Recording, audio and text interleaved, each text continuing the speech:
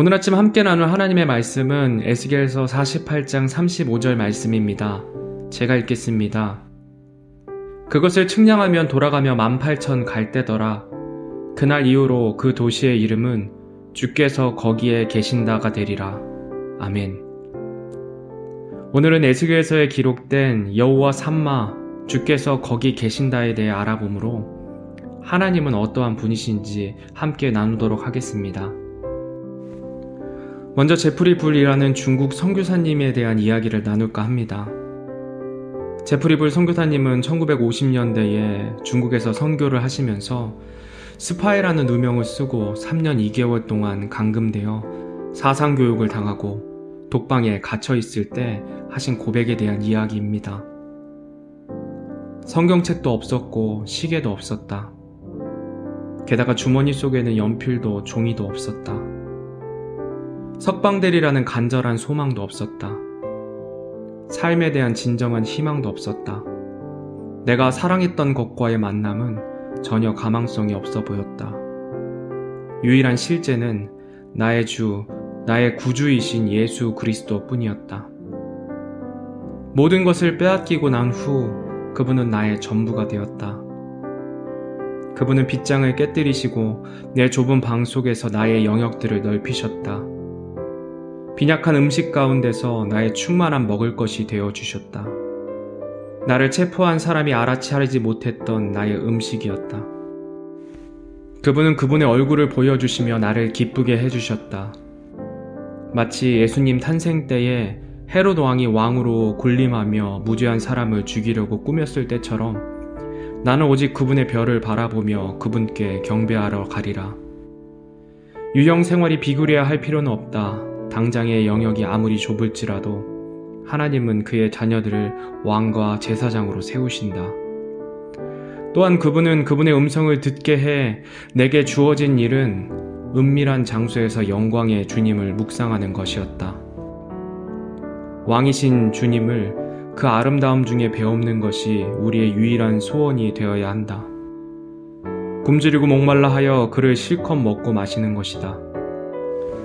그리고 만일 주님이 우리를 주의 왕궁 뜰의 어느 구석지고 어두운 곳에 세워두신다면 주께서 지나가실 때가 언제이든 간에 우리는 현재 상태로 주님을 가장 잘 배울 수 있게 하기 위한 명백한 유익이기 때문에 우리를 거기에 두신 것이라고 확신할 수 있다.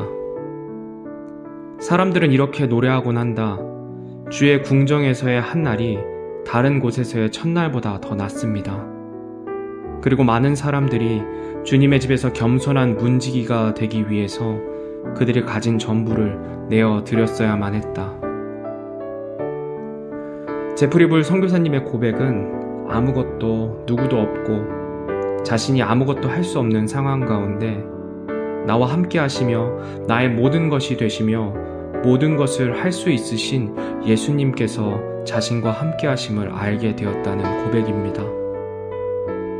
사람의 눈으로 보았을 때는 빈약한 음식 가운데서도 충만하게 채우시는 주님을 경험했고 아무도 자신을 돌아보지 않는 가운데 예수님께서 자신을 향해 기쁘게 웃어주시는 사랑하는 마음을 알게 되었다 고백합니다.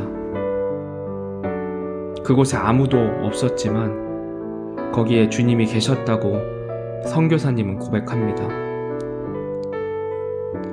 오늘 읽은 에스겔서의 배경은 이스라엘 백성이 바벨론의 포로가 되어 모든 것을 빼앗기고 아무런 소망도 없는 중에 아직도 이방 신들을 섬기며 하나님께 돌이키지 않은 상황 가운데 하나님께서 에스겔 선지자를 통해 하시는 말씀입니다. 에스겔서에서는 이스라엘 백성이 하나님께 돌이키는 장면이 나오지 않습니다.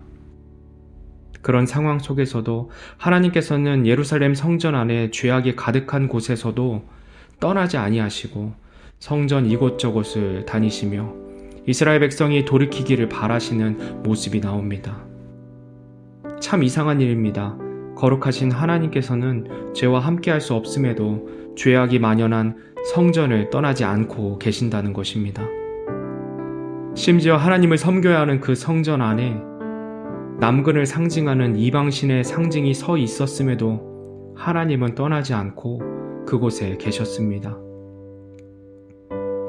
성전 문지방에 하나님의 영이 이르셨다가 떠나시려 하다가도 다시금 돌아오시는 모습을 계속해서 보여주십니다. 이것은 이스라엘 백성을 향한 아버지 하나님의 마음입니다. 이제나 저제나 그들이 돌아오기를 바라시는, 죄악을 벗어버리고 나에게 돌아오기를 바라시는 아버지 하나님의 마음인 것입니다. 이런 하나님의 성품은 오늘날 구원받은 우리에게도 동일하게 나타납니다. 우리는 성령 하나님이 거하시는 성전으로, 하나님께서는 거룩한 분으로 죄악이 있는 곳에는 계실 수 없는 분입니다. 구원받아 하나님의 자녀가 되었지만 우리는 여전히 하나님을 쫓아 살기보다 눈앞의 것에 쫓아 살아갈 때가 많습니다. 우리 마음에 하나님을 섬기기보다 나를 위해 살아갈 때가 많이 있습니다. 입으로는 하나님을 섬긴다 말하지만 실상은 내가 필요할 때만 하나님을 찾는, 이스라엘 백성이 자기들의 유익을 위해 우상을 섬기듯 하나님을 섬기는 모습을 발견하게 됩니다. 우리가 실제로 행동으로 죄를 짓지 않는다 할지라도 마음과 생각 가운데 정말 많은 죄를 지으며 살아갑니다. 그런데 참 감사한 것은 구원받은 우리 안에 주님께서는 떠나지 않으시고 거기에 계셔 주신다는 사실입니다. 고고학자들이 옛 이스라엘 땅에서 많은 유물을 발견했다고 합니다. 약 5만 여점이나 발견된 유물은 야훼 하나님의 신상들이었는데, 그 신상에 적혀있는 문구들이 야훼 하나님과 그의 처 아세라여 우리에게 복 주시기를 이라고 써 있었다고 합니다.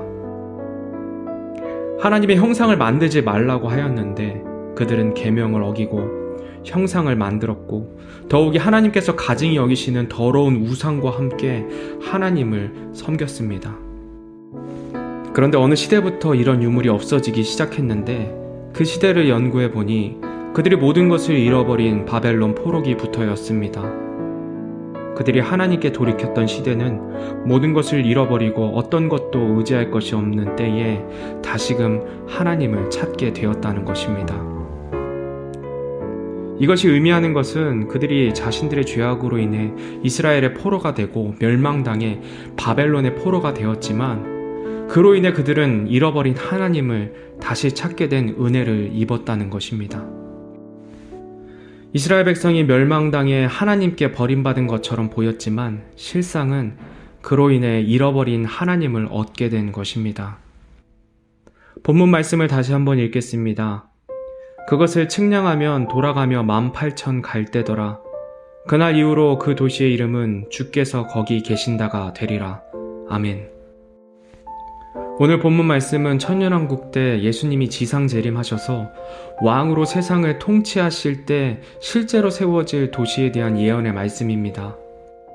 천년왕국이 시작되기 바로 전 이스라엘 백성은 7년 동안 전무후무한 환난 가운데 들어가게 됩니다.